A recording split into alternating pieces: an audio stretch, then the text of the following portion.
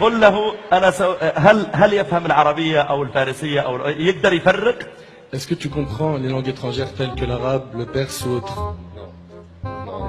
ما يقدر يفرق، يعني لو أتكلم مع عربي أو أردو أو فارسي ما يقدر يفرق. C'est-à-dire que si là maintenant le cheikh parle avec toi en ourdou, en perse ou en arabe, tu peux pas faire la différence. Là il فرق. طيب قل له أنا سأعطيه جملتين أريده أن يحاول يكتشف الفرق بينهما. Là il va prononcer deux phrases et il veut que tu vois est-ce qu'il y a, ou plutôt tu lui fais ressentir ce que ces phrases ont fait sur toi. D'accord? Donc tu vas essayer de lui dire quelle est la différence entre ces deux phrases que tu ne comprends bien sûr absolument pas. طيب اسمع الكلام الأول.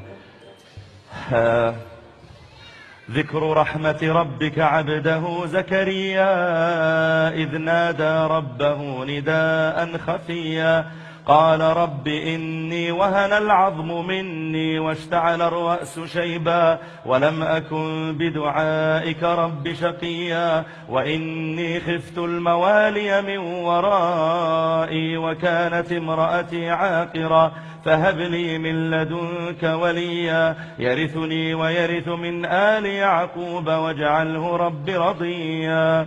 هذه الجملة الأولى قل له. Ça c'est donc la première phrase. طيب يأخذ الجملة الثانية. Là maintenant, il va prononcer la deuxième phrase. Essaye de dire est-ce qu'il y a une différence entre les deux.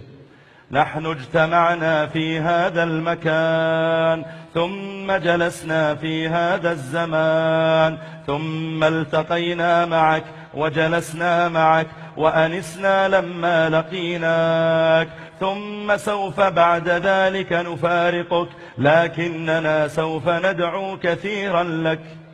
طيب هذه الجملة الثانية. Ça c'est la deuxième phrase. قل له هل شعر بفرق بين الكلامين؟ Est-ce que tu as ressenti une différence entre les deux phrases? Est-ce qu'il y en a une parmi les deux qui a peut-être touché ton cœur? La deuxième. La deuxième, الجملة الثانية. ارتاح إليها. طيب لماذا؟ Pourquoi? Je sais pas, ça, j'ai ressenti pour la deuxième.